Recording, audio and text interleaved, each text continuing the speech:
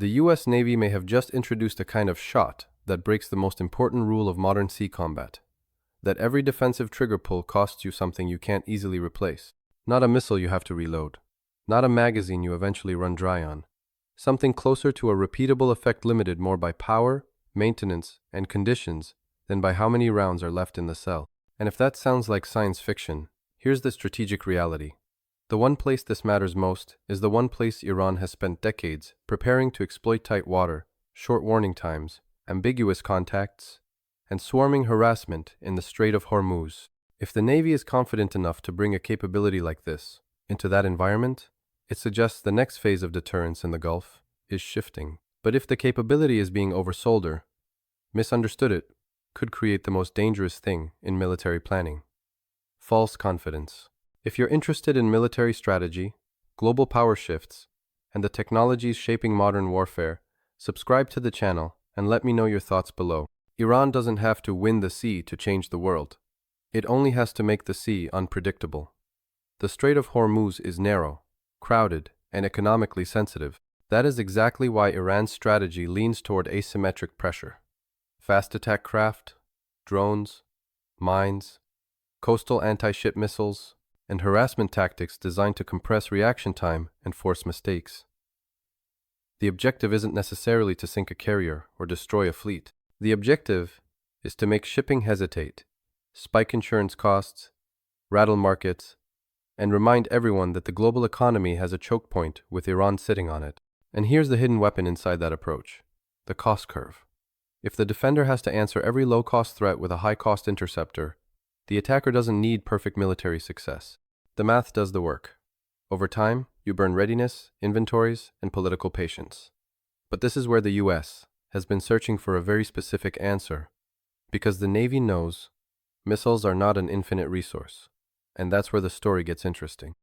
Because there's one defensive layer that Iran's playbook has always struggled with, a layer that doesn't run out the way missiles do. Most naval air defense is a countdown. Every engagement costs a missile. Every missile depends on stockpiles, supply chains, production lines, and time. And those are exactly the things saturation tactics try to break. So when people say the Navy launched something that shouldn't exist, the realistic interpretation isn't a death ray that deletes ships. It's something more strategically disruptive. A defensive tool where the limiting factor is not how many rounds you have left, but how long you can sustain the system. In open-source defense reporting and Navy program documents, that points to a family of capabilities rather than one magic device.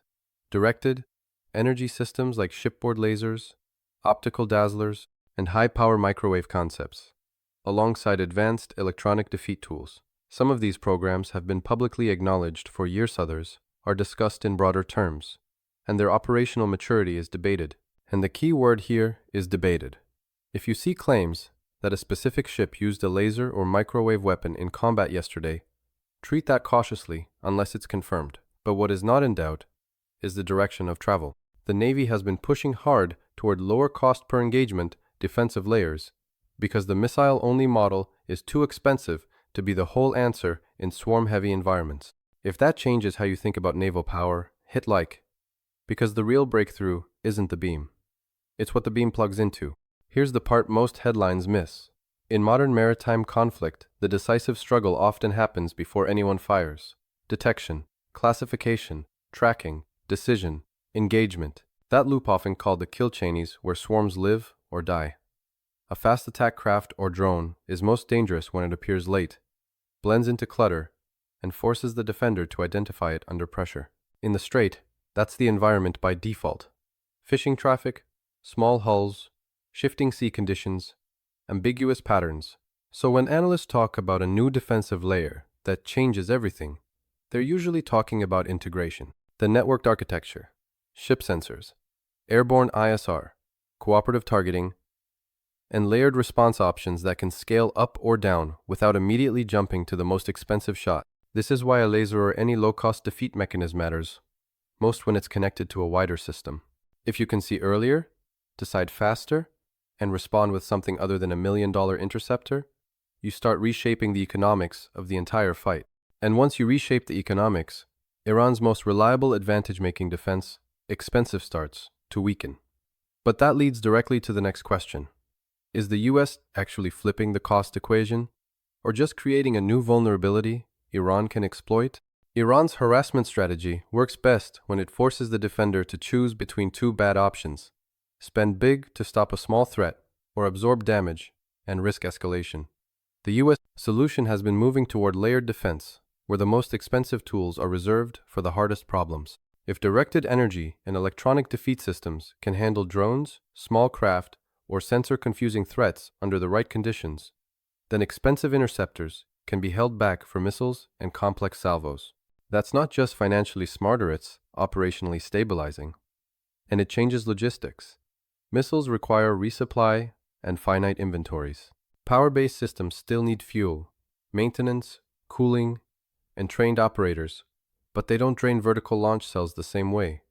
In a prolonged crisis, that difference matters. This is the strategic promise: a defensive layer that makes routine harassment less effective, less dramatic, and less economically punishing. If it works, it doesn't just block attacks, it makes them feel pointless. But this is where the narrative gets dangerous if you oversell it. Because these systems have limits, real limits, and Iran's doctrine is basically built to find limits. Comment below, do you think this kind of capability actually stabilizes the strait, or does it tempt both sides into riskier behavior? The most dangerous moment in any new military capability is when commanders start treating it like certainty. Directed energy systems, if we're talking lasers in particular, can be sensitive to environment. Haze, dust, humidity, sea spray, and thermal blooming can degrade effectiveness. Line of sight matters, horizon matters, and in a cluttered littoral space, engagements can be brief, crowded, and politically constrained. Then there's the sustainment reality. These systems demand power generation, cooling, maintenance cycles, and trained crews who can operate under high tempo without mistakes. Integration with sensors and command systems can create its own failure points, and saturation still matters. Multiple threat types arriving together can force even the best defense network to prioritize, hesitate, or misclassify. So the idea of unlimited shots is misleading. What you really have is more shots under the right conditions. That's still valuable, but it's not invulnerability, and that matters because Iran doesn't need to beat the system every time. It only needs to create one high-profile operational setback, one incident that shakes confidence, and suddenly, deterrence becomes political again. If this is making you rethink what dominance actually means, subscribe, because the next step in this story is how Iran adapts when its cheapest tools stop producing the same leverage. Iran's doctrine is flexible. When one tool becomes less effective, Tehran tends to adjust the mix. More decoys, different profiles, proxy ambiguity, layered pressure across sea and land. In a contested strait, that could mean pushing harder on mines and coastal missiles, leaning on drones to saturate sensors, and using timing political timingas much as hardware. But adaptation has bottlenecks. Sanctions and supply constraints affect component quality and throughput.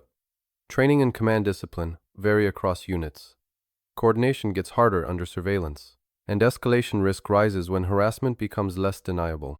Iran has always benefited from the gray zone pressure without full war. If new defenses start stripping away that gray zone, Iran faces a dilemma: escalate to stay credible, or pull back to manage regime risk. And that dilemma isn't just regional, because every major power is watching what works in the Gulf, not to copy it exactly, but to learn the underlying rule. Can cheap mass threats still overwhelm high-end defenses, or is defense finally learning to scale? Which brings us to the real global consequence. The Strait of Hormuz isn't only a Middle East problem, it's a testbed for a wider era: saturation warfare. China is watching how the US manages swarms, drones, and layered defense economics, because the Western Pacific is the ultimate saturation theater. Russia is watching the electronic and networking aspects, because it understands how much modern precision depends on sensors and links. US allies are watching because they're trying to build defenses that don't collapse under inventory limits. And there's also a procurement reality check. Directed energy programs have faced delays, integration hurdles, and skeptical oversight for years. So the difference between deployed, fielded, and decisive matters. The Navy can put a system on a ship, but turning it into a reliable, scalable operational advantage takes time. Subscribe if you want more deep dives into global military power, because this isn't just about one weapon near Iran. It's about whether the US can build defenses that keep working when the salvo count goes up. So did the US Navy launch something that shouldn't exist? The sober version is this. The Navy is building and likely deploying new layers of defense designed to break the cost logic behind swarm and harassment tactics. If these layers succeed, Iran's most efficient model of pressure loses leverage. Shipping confidence rises. Deterrence hardens. The strait becomes harder to weaponize. But if these systems fail under real conditions, or if a high-profile incident punctures the myth of reliability, then the backlash could be immediate. Escalation pressure, market shock, and a rush toward more extreme options. The exact spiral everyone claims they want to avoid. So here's the question that will define the next decade. Are we entering an era where magazine-depth defense finally beats swarm warfare? Or are we just starting a new arms race, where every counter produces an even cheaper, larger salvo? If you want more deep analysis on military power and global strategy, subscribe to the channel, like the video, and share your perspective in the comments.